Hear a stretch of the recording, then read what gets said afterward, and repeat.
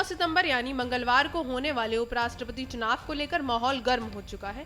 NDA और NDA block दोनों की जीत का दावा कर रहे हैं, लेकिन सबसे बड़ा सवाल यही है कि जीत का अंतर कितना रहेगा। इस बार मुकाबला एनडीए उम्मीदवार और महाराष्ट्र के राज्यपाल सीपी राधाकृष्णन तथा एनडीए ब्लॉक के प्रत्याशी और सुप्रीम कोर्ट के पूर्व जज बी सुदर्शन रेड्डी के बीच होना है। मतदान सुबह 10 बजे से शाम 5 बजे तक होगा और शाम 6 बजे से वोटों की गिनती शुरू हो जाएगी। चुनाव गुप्त मतदान से होगा, ऐसे में क्रॉस वोटिंग का खतरा भी बना रह सकता है। एनडीए के पास 425 सांसद और युवाजना शर्मिका रायथू कांग्रेस पार्टी समेत कुछ दलों के समर्थन से यह संख्या लगभग 436 तक पहुंच सकती है। विपक्ष के पास 324 वोट हैं, यानी आंकड़ों के हिसाब से एनडीए की बढ़त साफ दिखाई दे रही है।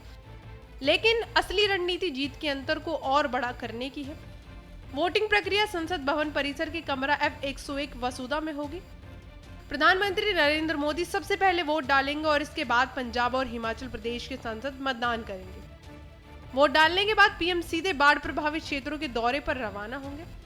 अगर राजनीति समीकरण पर नजर डालें तो युवाजना शर्मिका रायथू कांग्रेस पार्टी ने एनडीए को समर्थन दे दिया है। आपकी स्वाति मालीवाल के भी एनडीए के पक्ष में वोट देने की संभावना बनी हुई है।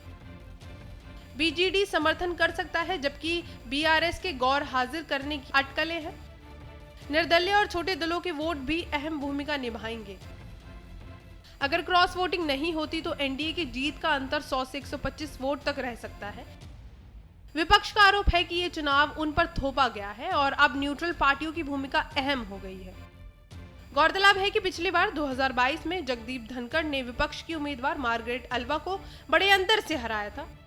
इस बार भी मुकाबला दिलचस्प होने वाला है, लेकिन सूत्र मानते हैं कि जीत एनडीए की ही होने वाली है। किसी भी वोट के रद्द होने से बचने के लिए दोनों खेमों ने सोमवार को मॉक पोल भी कराया। अब देखना दिलचस्प होगा कि कौन जीतेगा।